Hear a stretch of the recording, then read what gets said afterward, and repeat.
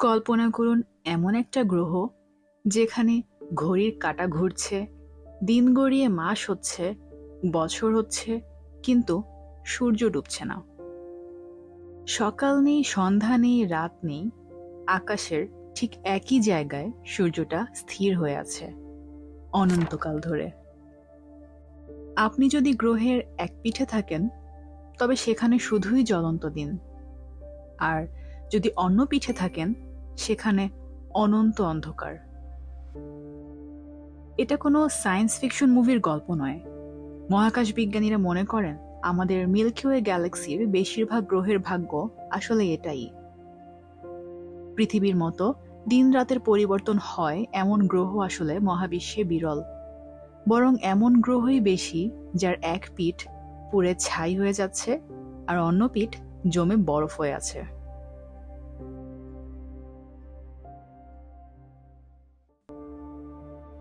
প্রিয় বিজ্ঞান ব্লগবাসী, আজকের ভিডিওতে আমরা জানব টাইডাল লকিং এর অদ্ভুত বিজ্ঞান সম্পর্কে।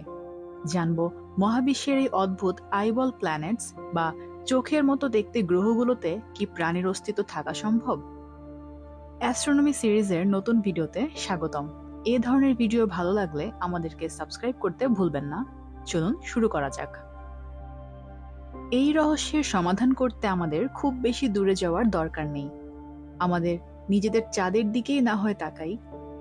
আপনি কি কখনো খেয়াল করেছেন, ছোটবেলা থেকে আজ পর্যন্ত আপনি চাঁদের বুকে ঠিক একই কালো দাগ বা কলঙ্ক দেখেছেন? চাঁদ পৃথিবীকে কেন্দ্র করে ঘুরছে ঠিকই, কিন্তু সে কখনো তার পিঠ বা উল্টো দিকটা আমাদের দেখায় না। আমরা বলি dark side of the moon. যদিও ওটা আসলে অন্ধকার নয়, ওটা কেবল আমাদের চোখের আড়ালে থাকে। কেন এমন হয়? আপনার কি লাগে, চাঁদ কি লাজুক, নাকি এর পেছনে লুকিয়ে আছে গ্র্যাভিটির কোনো জ্যামিতিক খেলা? এখন এই ঘটনাটাকে একটু বড় স্কেলে চিন্তা করুন। আমাদের মহাবিশ্বের বেশিরভাগ নক্ষত্র হলো রেড ডুয়ার্ফ বা লোহিত বামন নক্ষত্র। এরা আমাদের সূর্যের চেয়ে ছোট এবং ঠান্ডা। যেমন বিখ্যাত ট্র্যাপিস্ট ওয়ান সিস্টেম। যেহেতু এই তারাগুলো ঠান্ডা, তাই প্রাণের উপযুক্ত পরিবেশ বা হ্যাবিটেবল জোন পাওয়ার জন্য গ্রহগুলোকে নক্ষত্রের খুব কাছে থাকতে হয়। আর নক্ষত্রের এত কাছে থাকার কারণেই ঘটে এক ভয়ঙ্কর ঘটনা।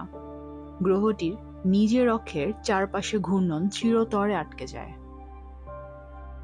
কিন্তু মহাকর্ষ বল বা গ্র্যাভিটি কিভাবে একটা গ্রহের ঘূর্ণন থামিয়ে দিতে পারে? চলুন দেখা যাক এর পেছনের ফিজিক্সটা। আমরা জানি মহাকর্ষ বল দূরত্বের উপর নির্ভর করে। আপনি ভরের যত কাছে যাবেন, টান তত বাড়বে। এখন একটি গ্রহের কথা ভাবুন। গ্রহটির যে পিঠ নক্ষত্রের দিকে আছে তাকে ধরি পয়েন্ট এ। পয়েন্ট এ পিঠের ওপর নক্ষত্রের টান বেশি, আর যে পিঠ উল্টো দিকে আছে, ধরি পয়েন্ট বি, তার ওপর নক্ষত্রের টান তুলনামূলক কম, কারণ পয়েন্ট বি নক্ষত্র থেকে দূরে। এই দূরত্বের পার্থক্যের কারণে গ্রহটির পুরো শরীরের ওপর সমান বল কাজ করে না। একে বলা হয় গ্র্যাভিটি গ্রেডিয়েন্ট। অনেক সময় একে টাইডাল ফোর্স হিসেবেও ডাকা হয়। এই অসম টানের ফলে গ্রহটি পুরোপুরি গোল থাকে না। এটি সামান্য একটু লম্বাটে বা ডিম্বাকৃতি হয়ে যায়, ঠিক একটি রাগবি বলের মতো। এই ফোলা অংশটি সবসময় নক্ষত্রের দিকে মুখ করে থাকতে চায়। কিন্তু গ্রহটি তো লাট্টুর মতো ঘুরতে চাইছে, তাই না? যখনই গ্রহটি ঘোরার চেষ্টা করে, নক্ষত্রের গ্র্যাভিটি ওই ফোলা অংশটিকে টেনে ধরে। মনে হয় যেন কেউ গ্রহটির কোমরে দড়ি বেঁধে টেনে ধরে রেখেছে। এটি একটি ঘর্ষণ বা ব্রেকের মতো কাজ করে। কোটি কোটি বছর ধরে এই ব্রেক কষার ফলে গ্রহটির নিজের অক্ষের ঘোরার গতি কমতে থাকে। কমতে কমতে এমন এক অবস্থায় আসে যখন গ্রহটি আর নক্ষত্রকে একবার প্রদক্ষিণ করতে যে সময় নেয়, ঠিক সে সময় একবার নিজের অক্ষে ঘোরে। ব্যাস, তখনই ঘটে টাইডাল লকিং। গ্রহের এক পিঠ চিরকালের জন্য নক্ষত্রের দিকে তাকিয়ে থাকে, আর অন্য পিঠ চিরকালের জন্য মুখ ফিরিয়ে নেয়। এখন প্রশ্ন হলো, এই গ্রহগুলোতে কি প্রাণের অস্তিত্ব থাকা সম্ভব, নাকি এগুলো শুধুই মৃত পাথরের টুকরো? বিজ্ঞানীরা এই গ্রহগুলোর নাম দিয়েছেন আইবল প্ল্যানেটস বা অক্ষি গোলক গ্রহ, কারণ মহাকাশ থেকে এদেরকে দেখতে মানুষের চোখের মতোই লাগে। এর কারণ হলো চরম আবহাওয়া।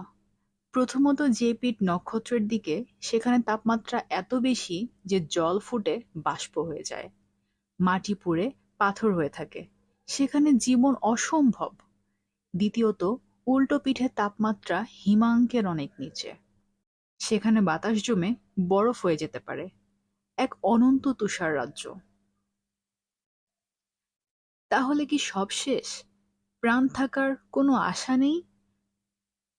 বিজ্ঞানীরা বলছেন আশা আছে। আশা লুকিয়ে আছে দ্য টার্মিনেটর লাইনে। না, এটা আর্নল্ড শোয়ার্জনেগারের নতুন কোনো মুভি নয়।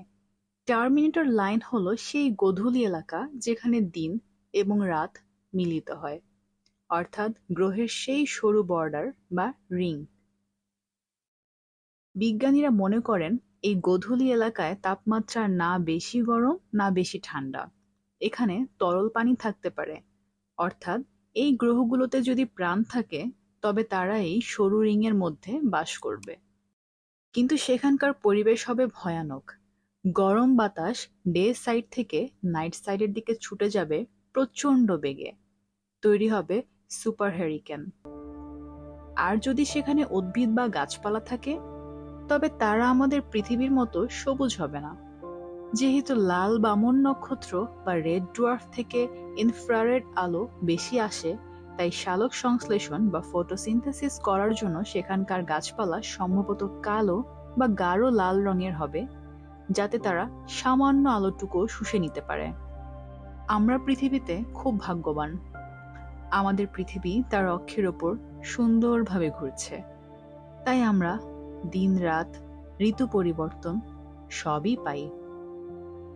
কিন্তু মহাবিশ্বের দিকে তাকালে বোঝা যায় আমাদের এই অবস্থাটা আসলে স্বাভাবিক নয়, বরং ব্যতিক্রম। মহাবিশ্বের বেশিরভাগ সম্ভাব্য বাসযোগ্য গ্রহই হয়তো টাইডাল লকড। হয়তো কোথাও কোনো এক গোধূলি রাজ্যে অদ্ভুত দেখতে কোনো প্রাণী আকাশের দিকে তাকিয়ে ভাবছে, এমন কোনো জগৎ কি আছে যেখানে সূর্য ডুবে যায়? আপনার কি মনে হয় এমন অনন্ত গোধূলির গ্রহে কি মানুষের পক্ষে বেঁচে থাকা সম্ভব? কমেন্টে জানান। ভিডিওটি ভালো লাগলে লাইক দিন এবং মহাকাশের এমন সব গভীর বিজ্ঞান বাংলায় জানতে সাবস্ক্রাইব করুন। দেখা হবে পরের ভিডিওতে। ধন্যবাদ।